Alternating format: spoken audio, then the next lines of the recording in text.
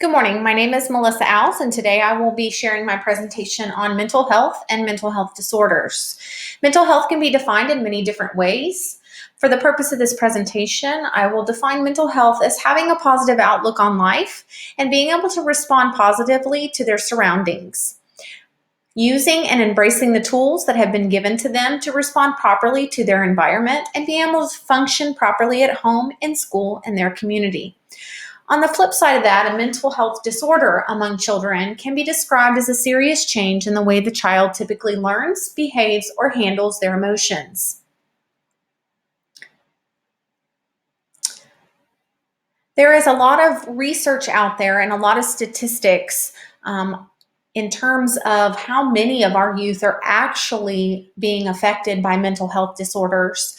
One of the statistics I came across was that 10% of our adolescents between the ages of 6 and 16 are meeting the diagnosis criteria for mental health disorders.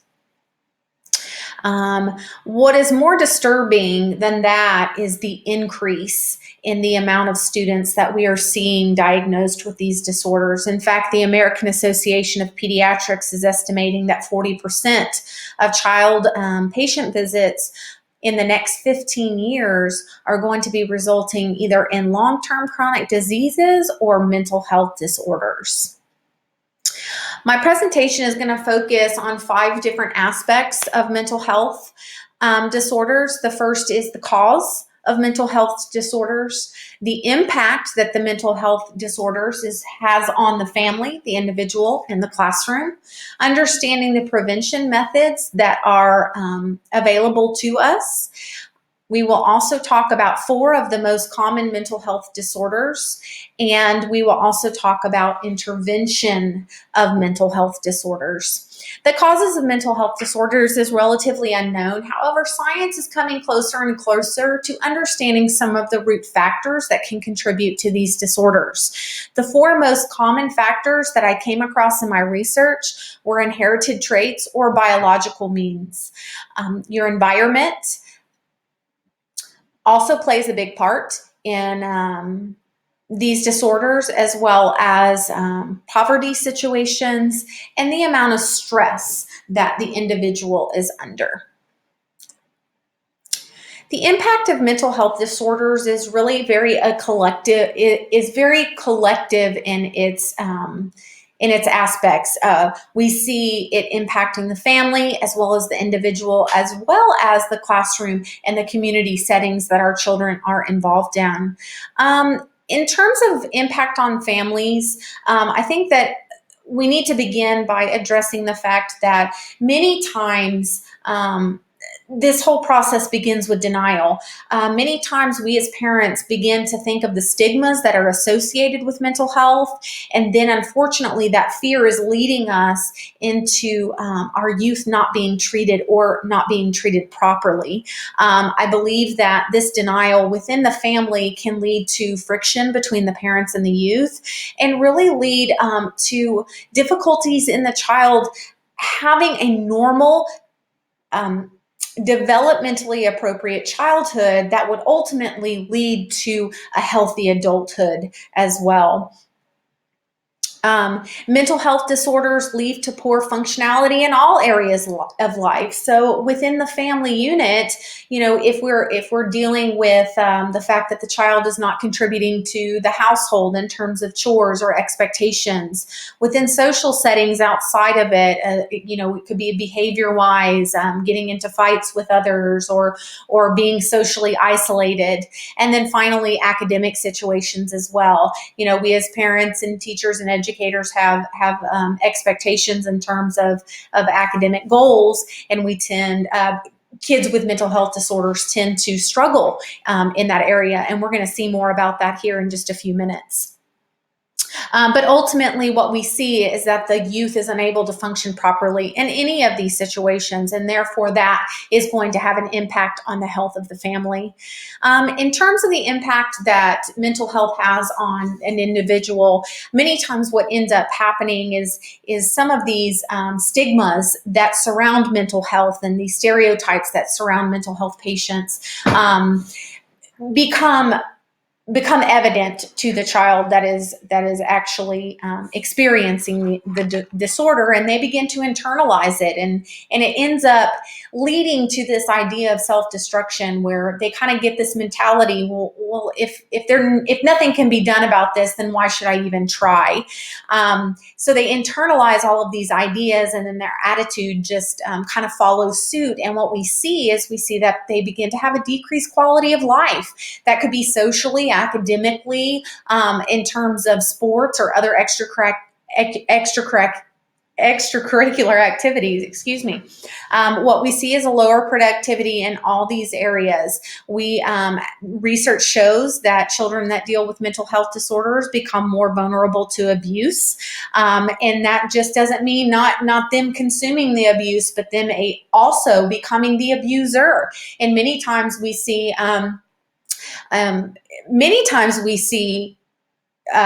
mental health children who deal with mental health being bullied, but many times we also see the flip side of that, where they actually become the bullier. As we've mentioned many times already, we have social issues, and also mental health disorders can lead to other physical problems that can have an impact on the individual, as well as them being successful and function properly. The impact on educators and community. I'm not going to spend a whole lot of time on this, because I am going to talk about this here in a few minutes. But basically what we need to know is, as educators, whether or not we are in a traditional classroom or we are in a community program classroom, anytime we are dealing with youth, if we have one student who is dealing with depression or anxiety or ADHD, or we've got a student who falls on the autism spectrum, what happens is it really does affect the entire classroom. It does affect the entire group of kids. And so we'll kind of talk about how we can help, and some strategies that we can use in our classrooms or in our groups of youth to overcome that. But it really can impact the entire group. Prevention is really where we want to lie. Our focus. How do we prevent these kids from even getting to this point? 50% of the adults that suffer with mental health say that they began to develop these problems and these symptoms when they were 14 years old. So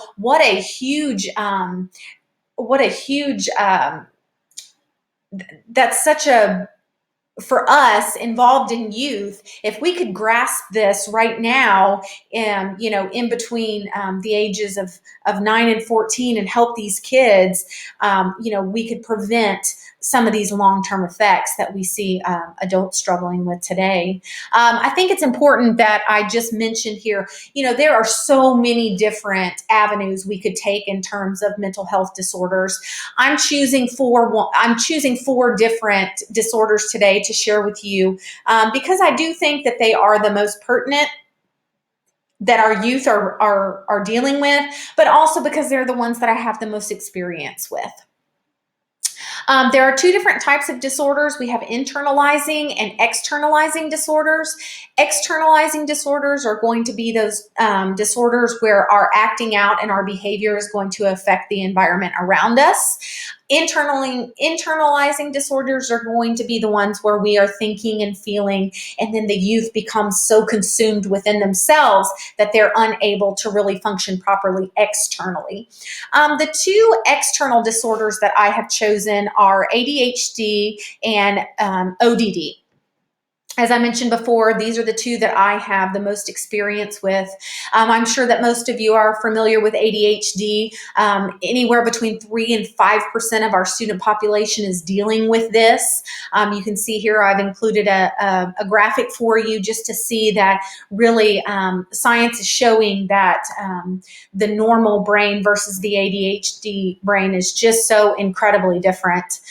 There are so many different symptoms to ADHD. Please excuse my typo here on the screen. Often unable to pay attention, constantly making careless mistakes. They're easily distracted.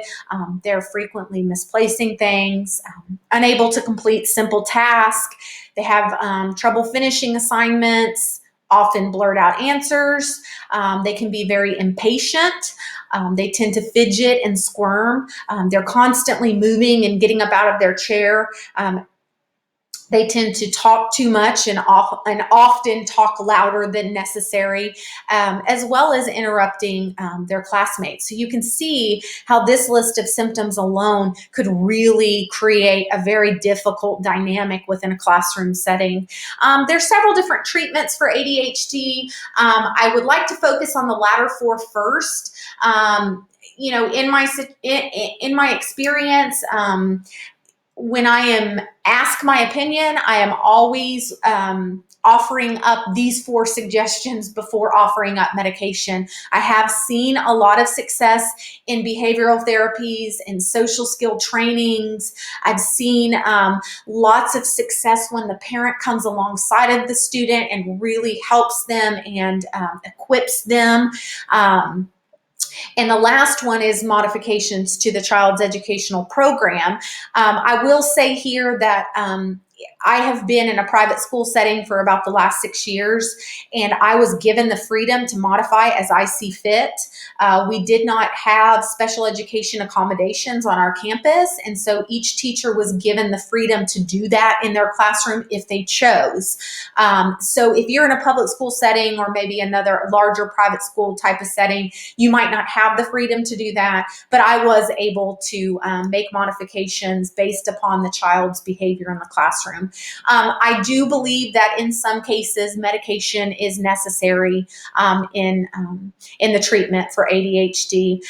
Without intervention, youth that exhibit these behaviors tend to fall back in their schoolwork. You can see their social relationships are going to suffer. Many times they will start to develop a lower self-esteem. Many times ADHD can lead to other more serious mental health disorders, and many times can also develop some learning disabilities within a subject area. It can be very hard as an adult to create a meaningful learning environment, especially if you have to adhere to a set of rules. There are some very simple things that you can do that I have found some great success with in my classroom. Many of our ADHD students have a really hard time staying in their seat for a long period of time, so providing them with a stand-up desk. I know that recently the exercise balls have become very popular. I know that my son's elementary school, we've got a couple of teachers who have adopted that. Fidgets are another really good way of helping students with ADHD, giving them a paper clip to play with. Nowadays, I know that there are fancy things that you can purchase that are called sensory fidgets that just help the kids, keep that busyness going. Behavior plans are another really good way in the classroom. Many times if the student knows what the expectations are, this can look like a sticker chart. This can look like a contract for an older student. This can look like a reward system in certain cases. So there's lots of different things that you can do in the classroom to support as well. And obviously wanting all of these things to align with what the parents are doing at home. ODD is a pattern of behavior that is often defiant, uncooperative, or hostile towards others. You can see that in a classroom setting, this can lead to destruction. It can lead to, physical harm for you or the other students, as well as some vandalism. I've seen that before, students throwing desks or breaking things intentionally. So this one can be a little bit more serious in the classroom. Some symptoms that we're going to see of ODD are reoccurring tantrums, excessive arguing with others, constantly testing and pushing the boundaries, refusing to take instructions from authority or other classmates, like calculating and purposefully trying to get under people's skins, placing the blame on others. They often have a difficult time accepting ownership of what they've done. They can become easily annoyed. They can often become angry. They tend to use mean words to affect others and often seek revenge in situations where they feel that they have been maybe left out or feel that they need to receive justice for something. The treatment for ODD is a little bit more extensive than what we saw on the ladder. Parent management is obviously going to be really important. You're going to see individual and family counseling. Cognitive problem skills have led some successful outcomes of ODD. Social skills training, so learning what is appropriate and what is not. And then in some severe cases, we also see medication being used. There are lots of detrimental risk associated with ODD. We see a poor performance in school and other related activities. We see some antisocial behavior. We see suicide attempts, and then we see substance abuse as well. Students who exhibit ODD are also likely to suffer from other externalized disorders such as ADHD, depression, and anxiety.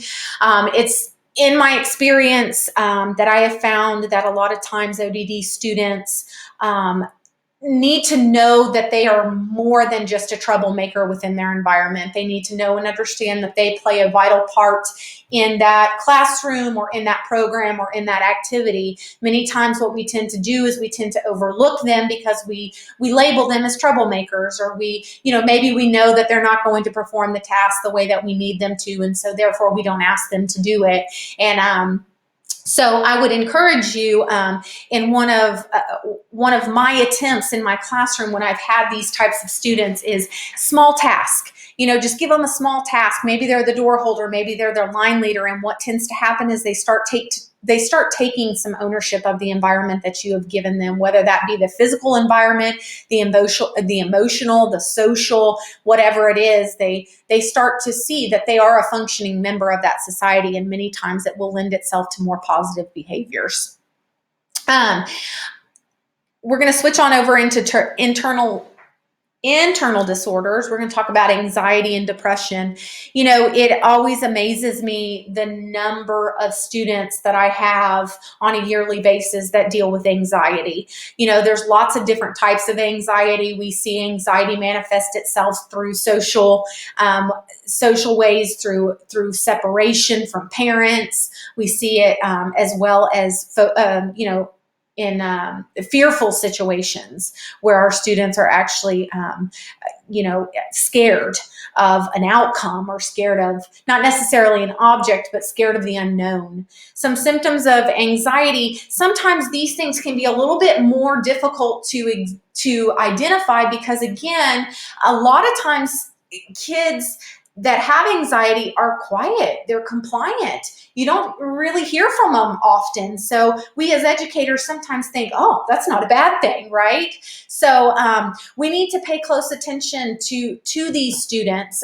Some of the things that might start to jump out at you is that they're overly intense or uptight, that they often fear or communicate that they're afraid of something that is coming up or has not happened yet. Kids with anxiety seek a lot of approval and attention. They're constantly coming to your desk. Is this okay? Is this what you wanted? And a lot of that stems from that fear of wanting to make sure that they have done what you've wanted. In more extreme cases, if anxiety tends to go on for a given amount of time without much attention given to it, we can see students fall into low self-esteem. They can start avoiding social situations, and then again, having those fear of making mistakes. Usually, treatment plans include a combination of therapies for the individual and the family. Medications can be used, behavioral treatments. Be sure to always consult with the school. Let your kid's teacher know that they're exhibiting anxiety right now. And a lot of times anxiety stems from things such as maybe the parents are separated or going through a divorce. Maybe the parents maybe they have just lost a parent or lost a grandparent. And so a lot of times we see that there's usually something else going on within those students. And so when a teacher knows that, we can be more apt to know and understand what's going on and how we can help them. According to the AACAP, early treatment of anxiety can prevent further difficulties. Anxiety is one of those things that kids may not experience for, indefinitely. They may have a season of anxiety. Maybe it is that their parents are going through a divorce, and once things are settled and the families get to a good place, the anxiety may begin to subside. So the good news is we can definitely get to the other side of it. So if we can get a hold of it early enough, I do really think that we can prevent some long-term effects from happening. Being proactive with your students who have anxiety is a great way to help them in the classroom. Lots of time, they just need more time to process what's going on. So planners and information and verbal cues you can give them can really help them can help set them up for success. Depression is a long-term feeling of sadness or a loss of interest, maybe in something that they once enjoyed. I will mention this TED Talk to you, and I apologize that I'm unable to click. I will share the link with you when I upload my presentation. But this young lady talks about depression, and she talks about it. She's an adolescent, so she talks about it from an adolescent standpoint and what she was feeling in the midst of this depression. And I just think that it was such a different viewpoint. I know this semester we've done some work in mental health, and we've probably watched TED Talks from adults, and so this was just kind of a different perspective. But depression can rear itself in many, many different ways. It's important to watch for, frequent sadness and crying, a decrease in interest in activities, low energy, low self-esteem. We start to see them struggling with their friendships. They're often complaining of physical ailments as well. Depression can be linked to things like joint pain, migraines, headaches, things of that nature. We see that they have a hard time concentrating on activities. There are talks or attempts of running away from home, as well as suicide. So it's really important for us to make sure that we are attuned to our students in our classroom, so we can see when these behaviors begin to exhibit themselves. Statistics show roughly about 5% of our youth are dealing with feelings of depression, and I just see that growing constantly. I think a lot of that stems from, our kids just being under so much stress. There's just so much going on. The expectations on these kids are so high, and many times they're just not being able to live up to it. And I think that they begin to internalize that failure and start to associate their moods with it. Usually a comprehensive treatment method is included for the individual as well as the family. There are some cognitive behavioral therapies out there for the treatment of depression, and many times you can use antidepressant medications to help stabilize if it is a biological type of imbalance of some sort.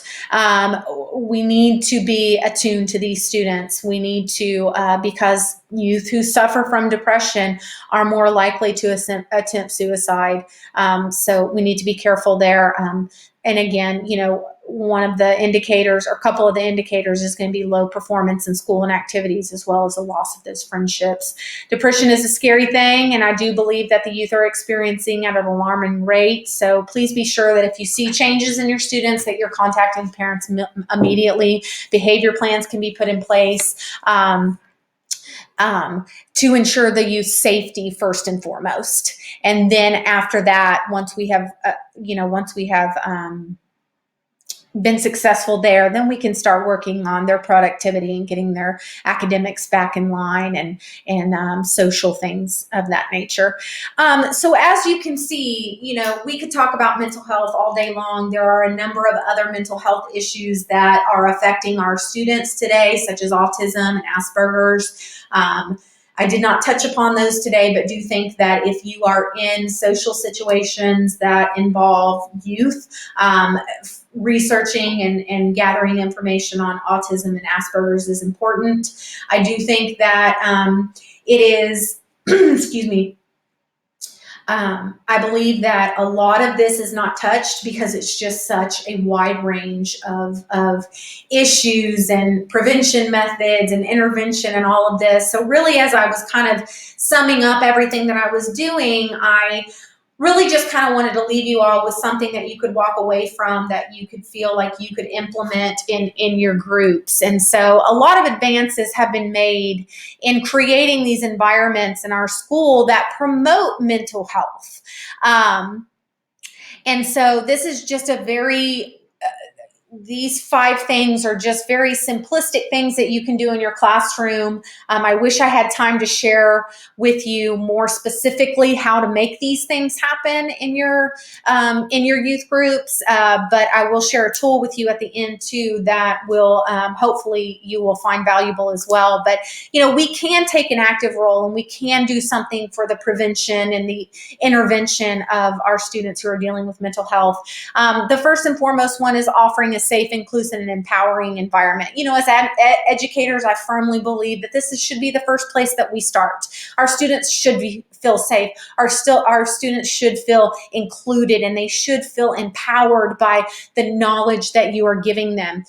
Creating social and emotional learning opportunities. We need to get our kids in situations where they learn how to argue with one another in a healthy way, where they learn how to interact with one another in a healthy way. When we bring learners in collaboratively to work together, we learn our strengths, we learn our weaknesses, and we're able to more effectively communicate whatever it is we're trying to do.